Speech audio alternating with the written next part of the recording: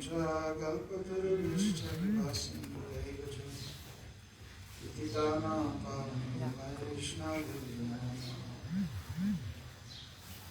Krishna Chaitanya Prabhu Nityananda Shri Advaita Gadadhar Shivasati Gaur Bhaktananda Hare Krishna Krishna Krishna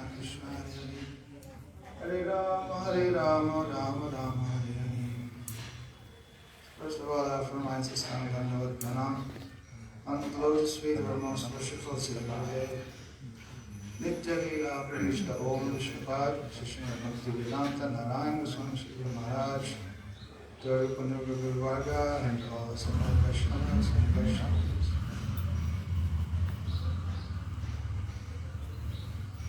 So Prabhuji has requested to speak on the difference between Vaidhi Bhakti and Raganuga Bhakti and whether we are following Bhakti or not at all.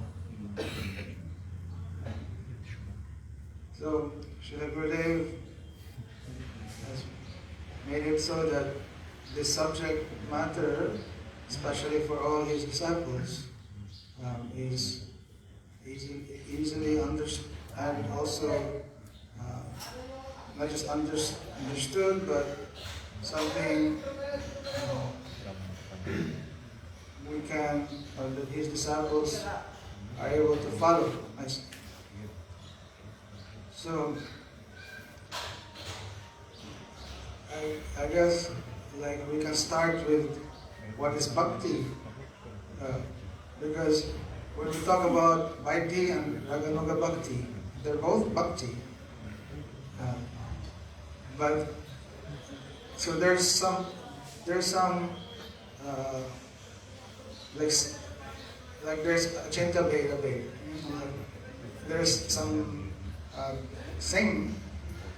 there's some common thing between both, but there's some difference and also big difference.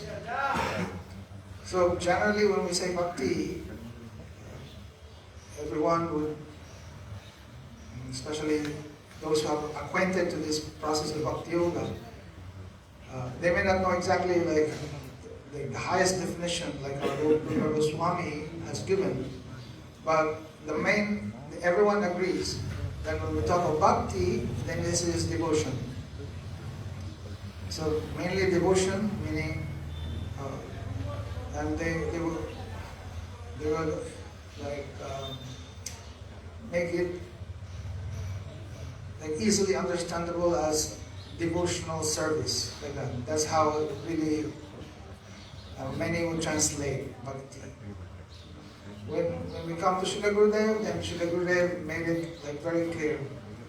We have to understand really bhakti in its real definition, and like the best definition. And everyone knows, Anyapilashita sunyam dhyan karmadhyanabritam anukulyena krishna anushilanam bhaktir uttamam. So here, the main characteristic of bhakti and its secondary is there. What is that? Anukulyena krishna anushilanam.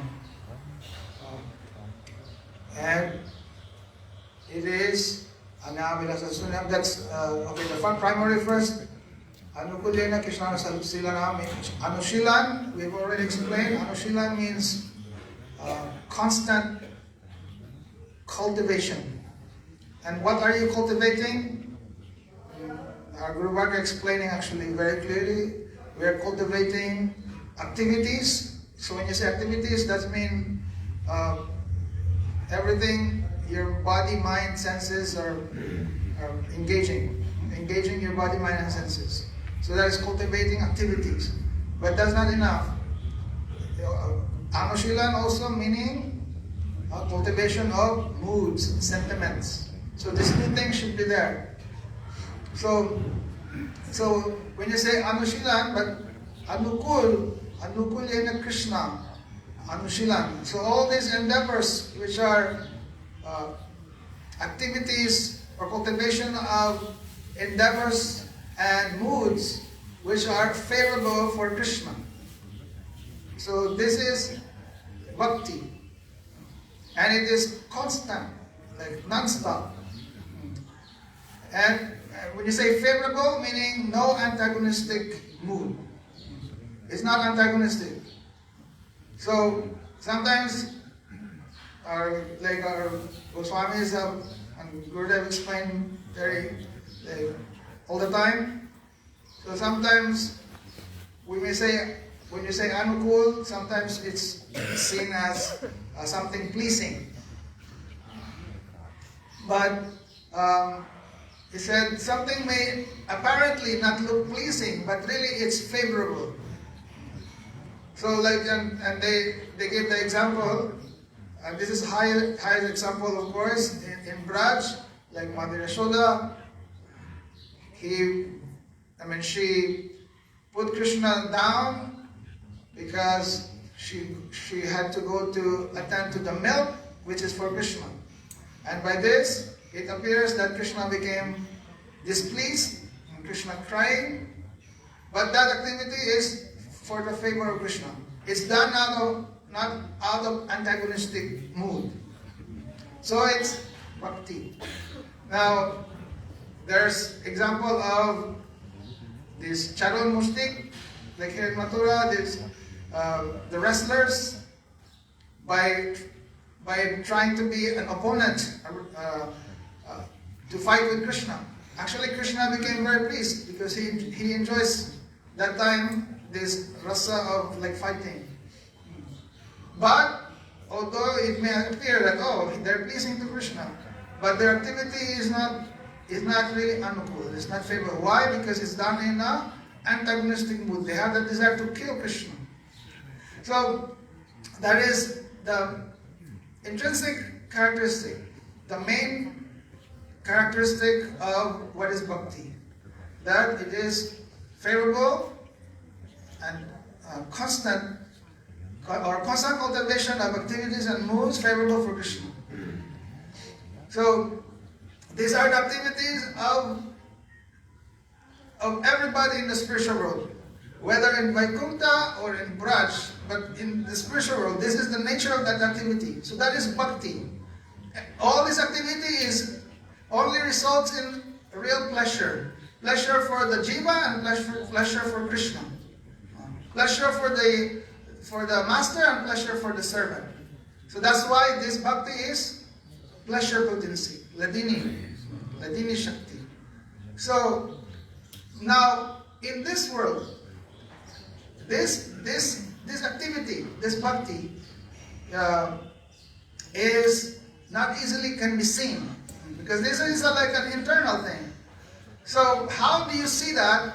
So then externally this bhakti can be seen in that first line of the definition. What is that? Anyabhilashita sunyam, gyan karmadi anavritam. So that means when you say anyabhilashita sunyam, it's completely devoid of any other desires. So anya abhilash, no other desires. What desire? Only the desire of the real desire of the jiva. And what is the real desire of the jiva? Really is bhakti. Only that, no other desire. So when we talk of other desires, really it can only be two other things. If it's not bhakti, then it's either the desire for bhukti or mukti. So bhukti is the desire for sense gratification, and mukti is the desire for liberation. Like this. So therefore, when we talk about this is like when there's positive and negative. So the intrinsic definition, that's regarding to exactly what it is. So that is the positive. So now by telling this secondary definition, we're showing what is not bhakti. And what is that? No other desire other than bhakti. And it is not covered by gyan and karma, or any other activities headed by these desires of gyan and karma. So that's why it says, Anabhilashasunam, gyan, karma, adi anavritam. So karma really meaning activities which are done out of the desire for self gratification. These fruitive activities. And when I say Gyan, these are actually activities out of the desire for liberation. Like you don't want to suffer like this. So these are not the real desires of the jiva. These are self-centered. This is not pure desire. These are desires out of the jiva's self-centeredness. Like this. Bhakti is completely pure and selfless. Only for Krishna. Like this. So, he said, when you talk about bhakti, he said, oh, this activity of bhakti is not covered, not contaminated by these desires for jnana and karma. And he said, adi. So, adi meaning others, but really, adi can means source or origin. So, when you say like adi guru, the original guru, so meaning, so when you say jnana, karma, adi, so that's actually referring to other activities headed by jnana and karma. Because really, all other activities are really just, whether in that category or bounding into both, like this. So then now, understanding that, so this is bhakti. So the jiva, this is his real dharma, to have that kind of relation with Bhagavan, engaging in all these activities only for his pleasure. Now, when we are in this world, we're conditioned, we're completely not doing this activity, and because of that, we are suffering, and so much like troubles and everything. So it is said that by mercy of the devotees, by mercy of Bhagavan's mercy, like the Shastra, and also like many sadhus, some guru, then someone may have some contact of like understanding or some inspiration to do bhakti. Like when you read in Shastra, and in Shastra then it will show you that, oh, you follow bhakti, you will be happy. This is your real life, this is your real position, like this. So then they're showing all the rules. This is how to follow bhakti, like this. So when we talk about Vaidhi Bhakti, so then this is mainly now you are trying to attain that. And actually even you're doing this. Anukul yena Krishna Anusilanam. Okay, you're endeavoring for Krishna's pleasure. But if that activity is just on that level that you're doing this out of that faith that, okay, I will do this, Krishna will be happy, and this is what the Shastra is doing, like this.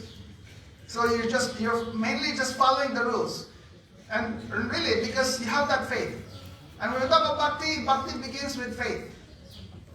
So you, especially, you may not have a really like very spontaneous like attraction, but faith is there, and you have that desire to have relation.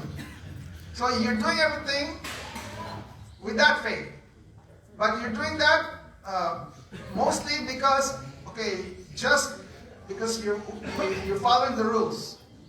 So this is like Vaidhi. Vaidhi means like based on following the rules, and Vaidhi is really like by mercy of Krishna, this is very helpful to the jivas. Otherwise, without all this Vaidhi, without all these rules, how the jivas be guided? You know. So all these rules are there. This is mercy of Krishna, and that taking shelter of all these rules, one actually becomes elevated from like very ignorant life, like living like animals, like this. But when we talk about Raganuga Bhakti, actually, as the name is showing, Vaidhi is according to Vidya rules. In Raganuga, Anuga means constantly following.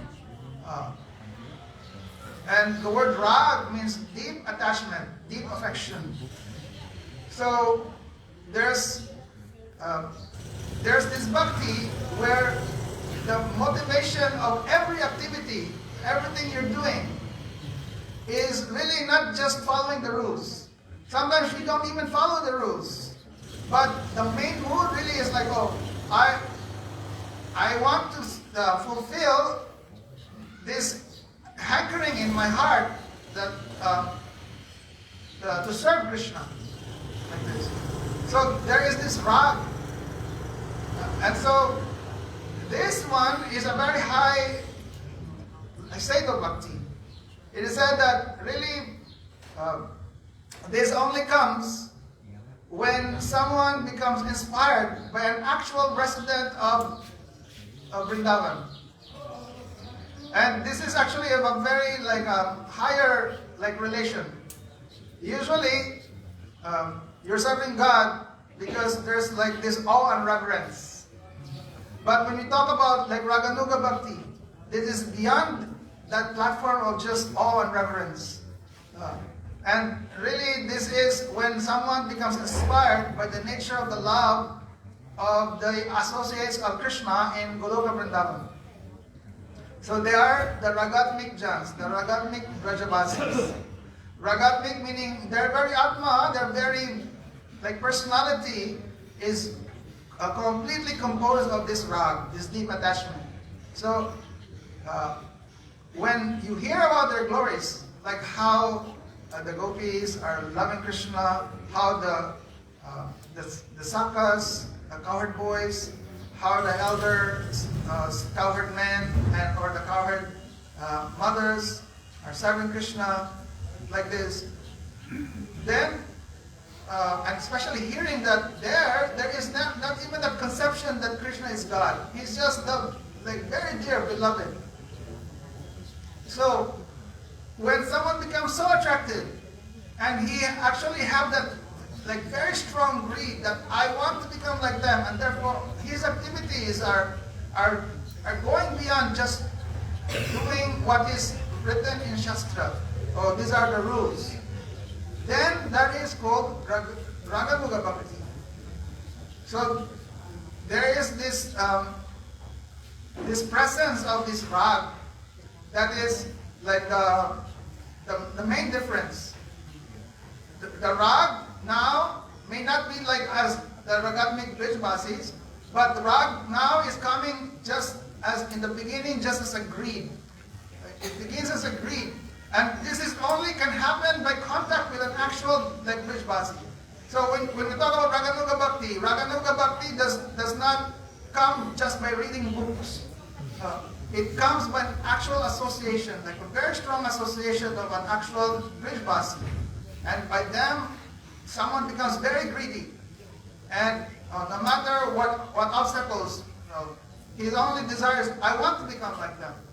So therefore, it said, when you talk about Raganuga Bhakti, the qualification is only greed. You may not have all the, you may say, oh, anarthas may still be there.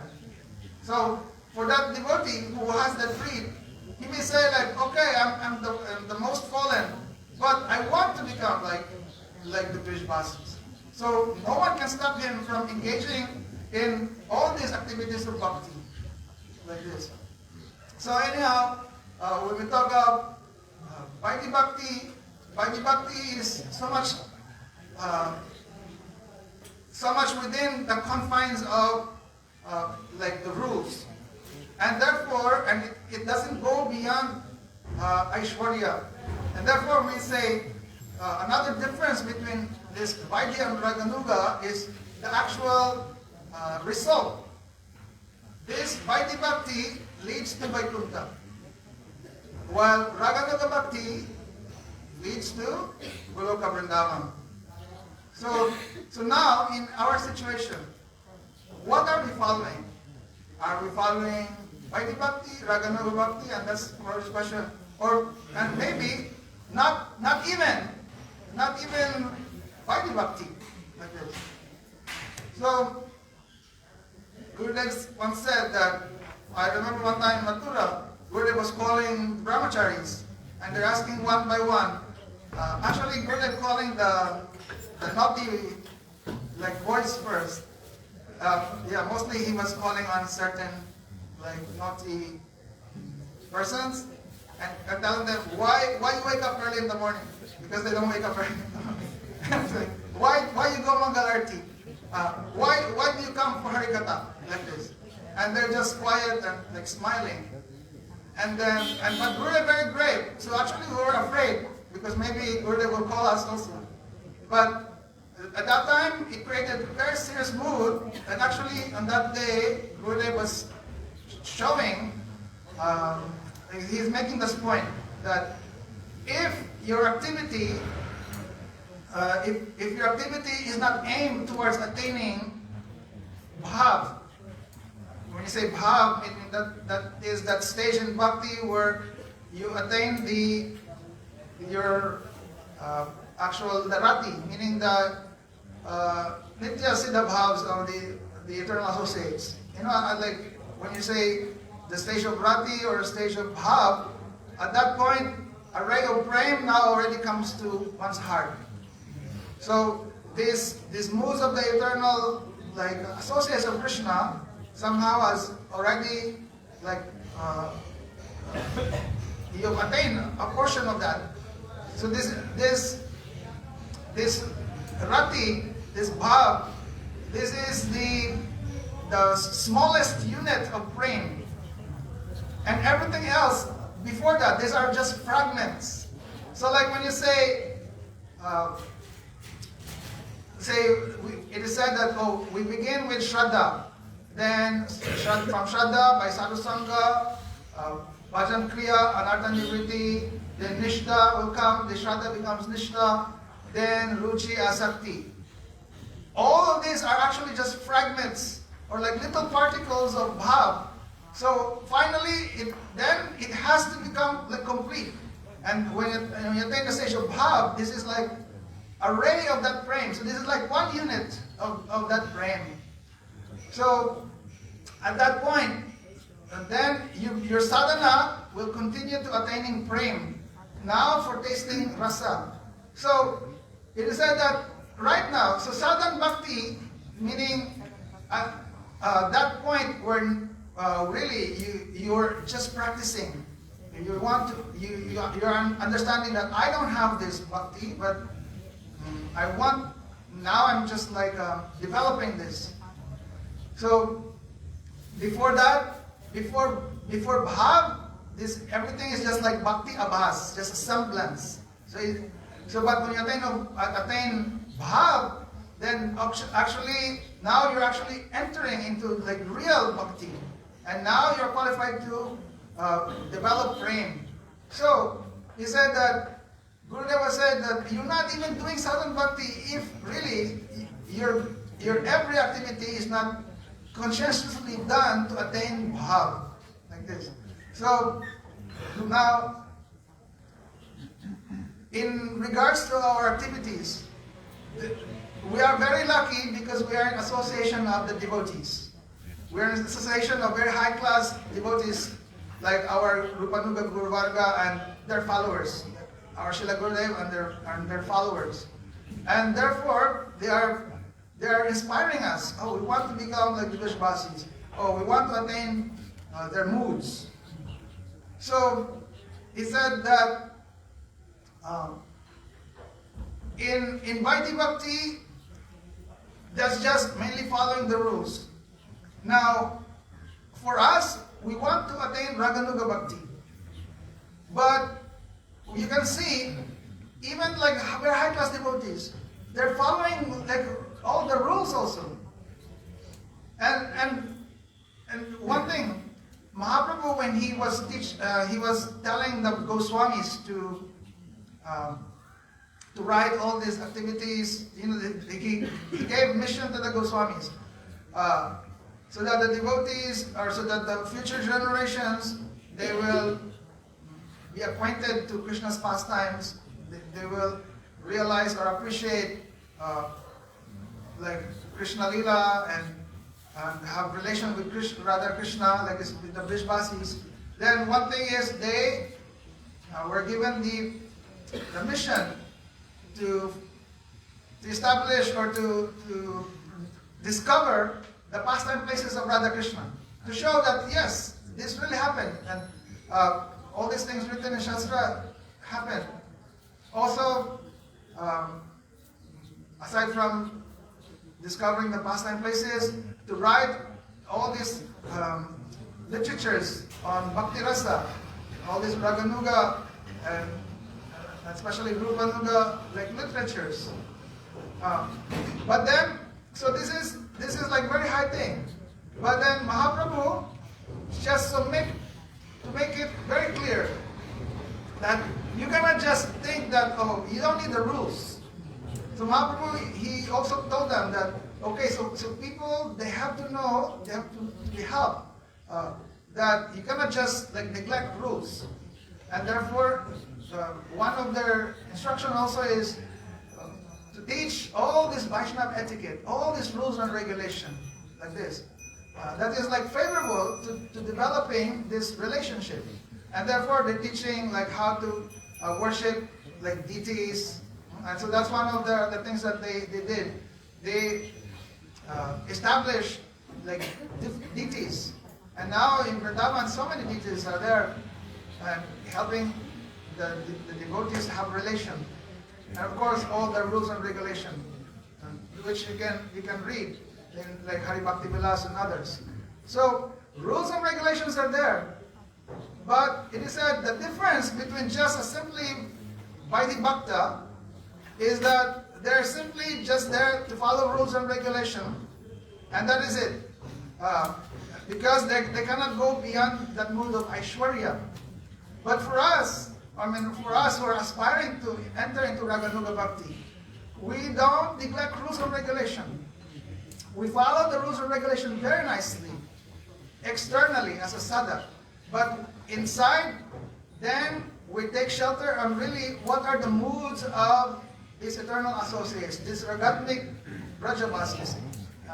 So we're engaging in externally in all these different like Vaidhi.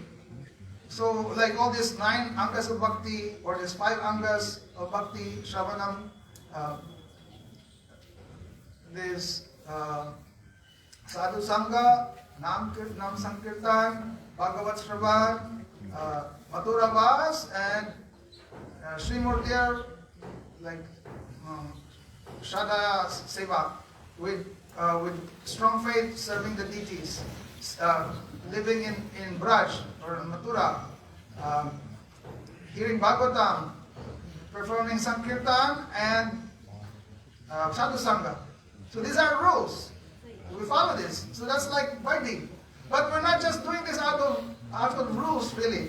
We're doing this because this is very favorable and very powerful in immersing us with the influence of an actual devotee. Therefore, especially in our line, all these activities should be done in very high-class sadhu sangha. A sangha of an actual, like rasik. When you say rasik, someone who's really relishing rasa. And really, someone who has rag, like this. So, this is like the difference. So, we may be following Vaidhi Bhakti, but this Vaidhi Bhakti will lead to Raganuga Bhakti. This is not just simply like Vaidhi Bhakti as in the Vaidhi Bhakti that will lead to Vaikuntha. Okay. So that the main difference is the association of an actual like Brijvasi. And therefore, we take this opportunity to give appreciation and prayers to the Vaishnava and our Guru Varga who are there helping us, so that we can really like enter into this Raganuga Bhakti. Other than that, we have no hope.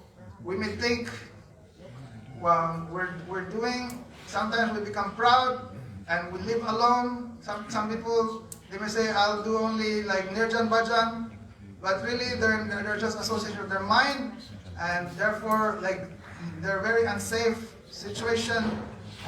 Anytime they can fall, or their mind can tell so many things. So best in very close association of the Vaishnavas.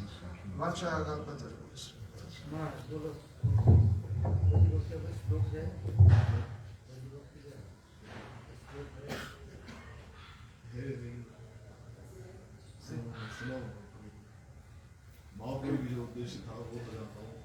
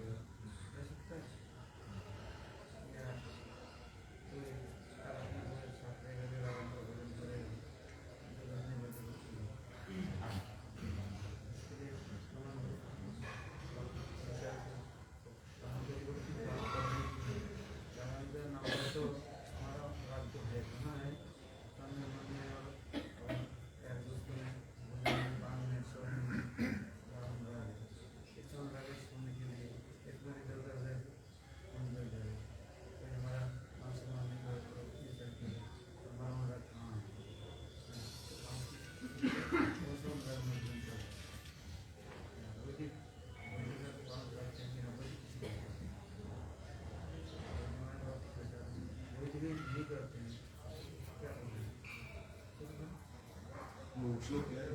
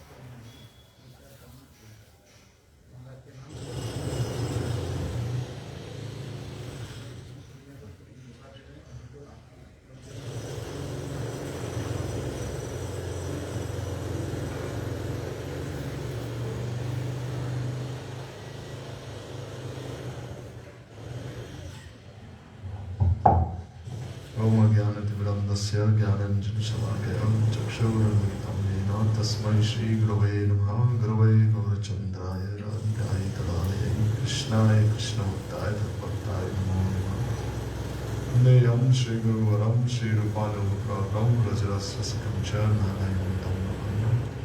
श्रीगुरुचरणं वन्दे रमणपृष्ठाय भूतले रूपानुग्रहं च कृपामूर्तिं। जय श्री कृष्ण चैतन्य प्रभु नित्यानंद श्री अद्वैत गदाधर श्री सदाशिव गौर भक्तवृंद। हरे Krishna Krishna Krishna Hare Hare Hare Ram Ram Ram Hare Hare. So first of all, I offer my respectful obeisances at the lotus feet for our spiritual masters, Untitled Sriman Bhaktivedanta Sri Narayan Gosai Maharaj Sri Gurudev, Untitled Sriman Bhaktivedanta Sri Vam Gosai Maharaj Sri Gurudev, and Untitled Rupanakariya Guru Varga, Lord Arjun, to all the Vaishnavas and Vaishnavis. So just now we heard the question asked by the Vaishnavas saying that what is the difference between Vaidhi Bhakti and Radhana Bhakti. So we hear that Vaidhi Bhakti is basically based on Vidhi Marg and Radhana Bhakti is based on Bhav Marg. So what is Vidhi? Vidhi in itself means rules and regulations. So we hear that before Mahaprabhu came, Ramanujacharya, Madhvacharya, Vishnu Swami, Nimbaditya, they all preached this Vidhi Marg. And we see Vidhi Marg was very essential then. Because previous to that, Shankaracharya appeared, previous to the four Vaishnavacharyas. And he had preached Nirvisheshwar.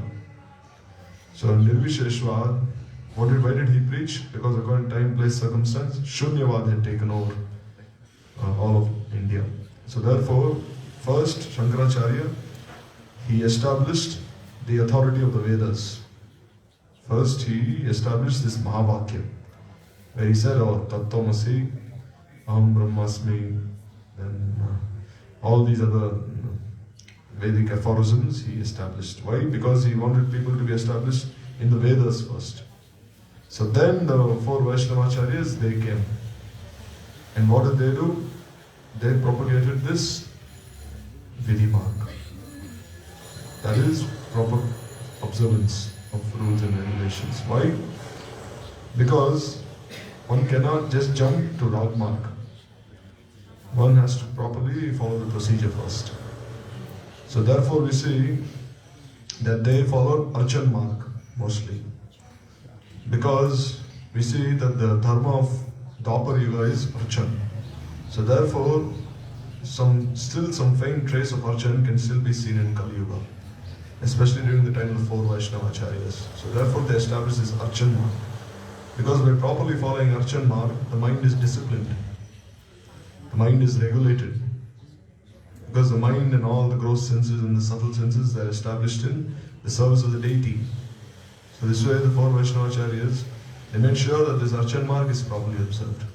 And also, we see that these 9 limbs of devotion, Shravanam, Kirtanam, Vishnu, Swaranam, Archanam, Mandram, Nasam, Sakyam, Nivedanam, they made sure that each of these limbs were followed also. And we see that these 9 limbs each have one particular devotee who is the best example of every limb. Like we see in Shravanam, best devotee is Parikshit Maharaj. He heard very nicely. So using Parikshit as an example, the Vaishnava Acharyas, they said you should also first hear properly. Because Bhagavatam is the authority that everyone follows. This is Amal Puran, Paramahamsa Samhita. So the four Vaishnava Acharyas, they told everyone first listen like Parikshit Maharaj. Shravanam is your dharma first. And then Kirtanam. Then they said do Kirtan. Like who? Like Sukadeva Goswami. Because you see, when Sukadeva Goswami spoke to the assembly of more than 80,000 rishis at Shukutal on the banks of the Ganga, they were not just one-pointed followers of Bhakti. They were Tyagis, there were Nirvisheshvadis, there were Bhakti Yogis, there were Jnanis, there were Karmis, everyone was there. So therefore, there was a wide audience. And what did Sukadeva Goswami do? He did Kirtan. So the four Vaishnava Acharyas also, they said, do Kirtan like Sukadeva Goswami. Therefore, you see, Sukadeva Goswami's example can be seen and felt in all the four Vaishnava Acharyas, in all the four Vaishnava Sampradayas. And then they said, do Smaranam. So who's the best example of Smaran? They said, follow Prahlad Maharaj's life. They said, Prahlad, what did he do? Every step he followed, he remembered his Prabhu. We see normally in Anya Bilashita Shunyam, what is this Anya Bilashita? Ishita means there is a clause, means there is an exception. Means that when a devotee is in danger, if he calls out to Krishna, then even that is not Anya Bilash. Like we say when Draupadi was being disrobed in the assembly of the Kauravas, she called out to Krishna. So is this Anya Bilash? Saying that, oh Krishna, come and help me, Dushasana is taking my cloth away now. In such extraordinary circumstances, even that is pure bhakti. Like the Sakhas, when they were in the forest was set on fire and they started calling out to Krishna. So did the Sakhas do anything which is separate from devotion to Krishna? Because ultimately, what is pure devotional service? Like we just heard, only pleasing the senses of Krishna. So therefore here you see the Sakhas are actually calling out to Krishna to protect them. But is this Anya Bilashita? No. This is also pure bhakti. Therefore Anya Bilashita. But we see in Prahlad, there is not even Anya Bilashita also. He was put into danger so many times. But did he remember Krishna saying, oh come and protect me? He said, whatever will happen, will happen. So therefore Prahlad as a Jnani Bhakta, his example was stopped for the four Vaishnava Acharyas to all the devotees. And then Archanam was stopped. Who was the best example of Archan? Is Prithu Maharaj. Prithu Maharaj, what did he do? He worshipped Prithu Maharaj like Shaktavish avatar. So he worshipped the kings, he worshipped Vishnu himself, Yagyeshwar Vishnu, performing yagyas. And we see he performed such powerful yagyas that Indra himself came. First he came in the guise of a Naga Baba, Indra. And then he stole the horse. And then anyhow, Prithu, he caught him. He caught the horse and returned. Again he came in the form of a Mayavadi. With a Tripunda Tilak, Ekdanda. And then again, he left that vesh. And then again he came in so many different appearances, guises. And every vesh he left behind, someone, they took that vesh and they put it on. Means when he came as a Naga Baba and he left that vesh behind, some people they saw, oh, this Naga Baba vesh is very good, they put that vesh on. He came as a Mayavadi, they said, oh, this is very good, they put that vesh on. So this way, Indra himself had tried to disturb Prithu in so many ways because his Archan was so powerful, so regulated. It is said, why did he worship Vishnu? Because the entire world was suffering in drought. There's nothing to eat, nothing to drink. So finally, when when the earth was not yielding, he took his arrow and he pointed it towards Dharani Devi. She said, if you do not give anything now, I will shoot this arrow and I will kill you. And then Mother Earth said, oh, don't be so angry, my dear king. Please bring a calf. Please bring one calf. And as soon as I see this calf, automatically milk will start flowing from my udders. And in this way, I will give everything you need, rice, grains, everything. I kept everything within me because people were so sinful. This is Prithu, he performed Archan. So therefore here you see the Vaishnava Acharya is using Prithu Maharaj as the example to all the people of this world. And then Mandan. Archana Mandanam. So who is the best example of Mandanam? Is Akrura. Because in Akrura he came, what did he do? As soon as he came here, Kansa sent him from Mathura to Braj to bring Krishna and Baladev. And as soon as he saw Krishna and Baladev's footprints on the banks of the Yamuna and all the other places, immediately he came down from his chariot and started offering the best of prayers. So therefore you see his example was used. And then Sakyam. And he said, who is the best Sakha of Krishna? He said Arjun. Arjun was such a good Sakha that Krishna himself became his charioteer. Therefore he is called Partha Sarathi. Partha means Arjun, Sarathi means the charioteer. Who is the charioteer of Partha? Arjun, Krishna himself. So they said in this way, try following all these limbs of devotion by following the respective authorities. Follow Shravan, Kirtan, Smaran, Archan, Vandan. And then they said follow Dasyam. Then they said how to follow Dasyam? By following the footsteps of Hanuman. He said Hanuman just he was, ideal servant he was, Hanuman. And how did he become the ideal servant? Because he was under the Anugati of Lakshman. Therefore, even Hanuman did not learn how to serve Ram independently. He was always under the guidance of Lakshman. So therefore, they said follow Hanuman. And this way you can please your Prabhu in the best possible way. And then Atmanivedana. They said, ultimately you offer everything, mind, body, words, at Lord's feet of Krishna. Who is this? Bali Maharaj. Just as Bali offered everything. First he offered his kingdom, everything. But still Vamandev said, where will I place my third step? He said, on my head. So then this way he offered his entire self. Kai Mano Vakya. So this way the four Vaishnava Acharyas, they used all these 9 examples. These 9 historical personalities. So therefore here you see actually that all these 9 different personalities, they are devotees of various incarnations. Not necessarily only the devotees of Krishna.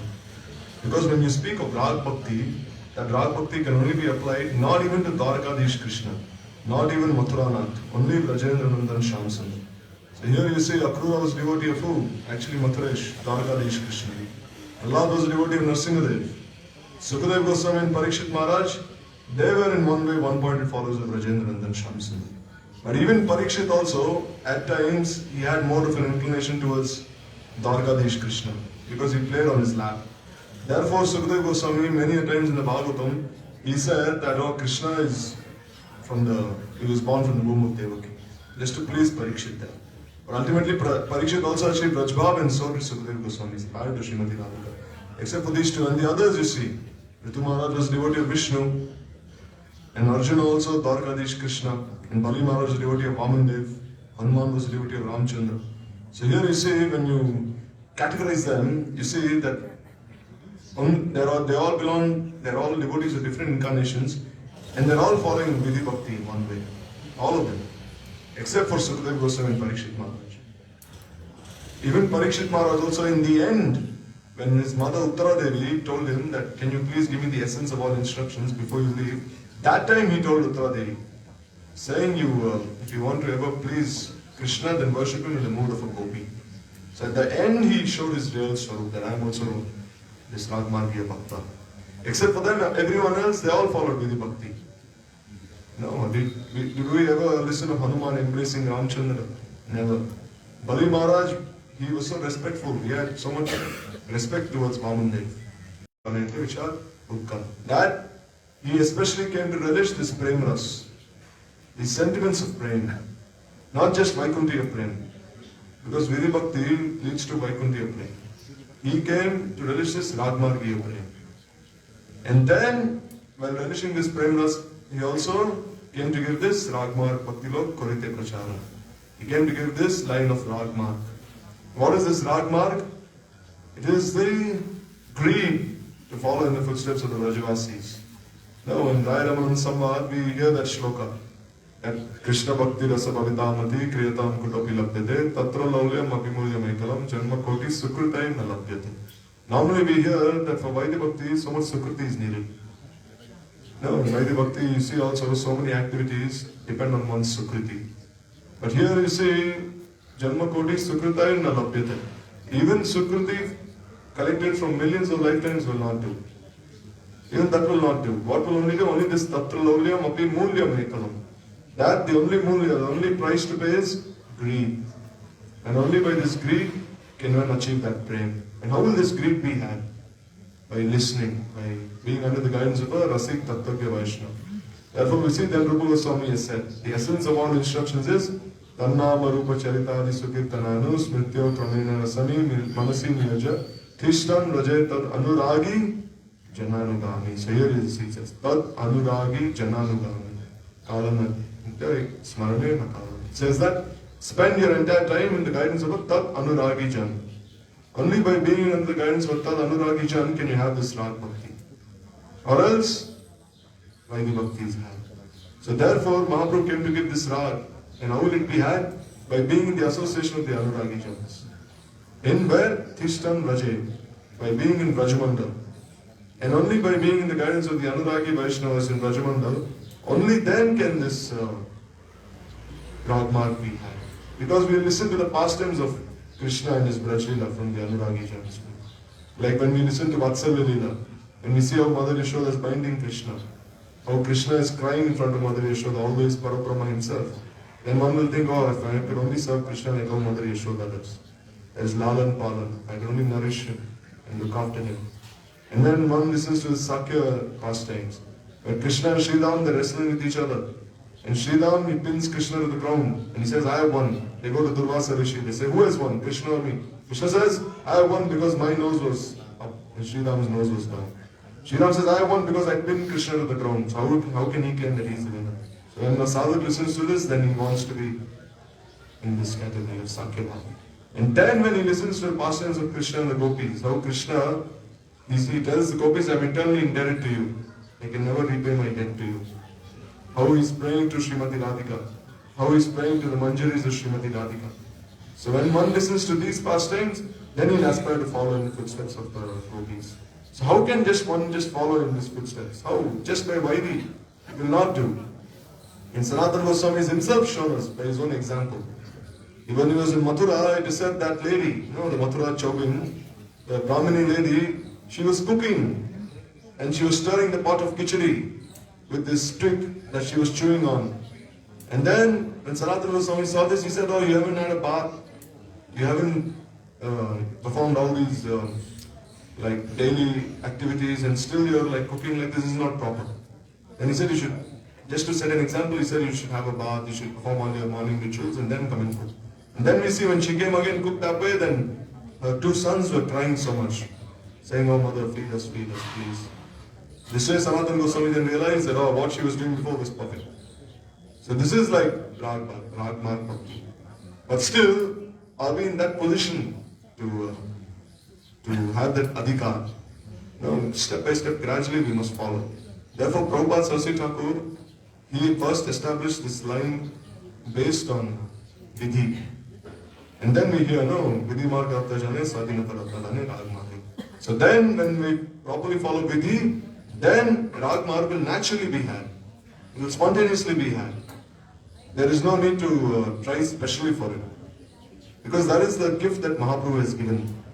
That by being in Mahaprabhu's line, by initially following the limbs of Bhakti, that in itself will turn into Ragmarg Upasana.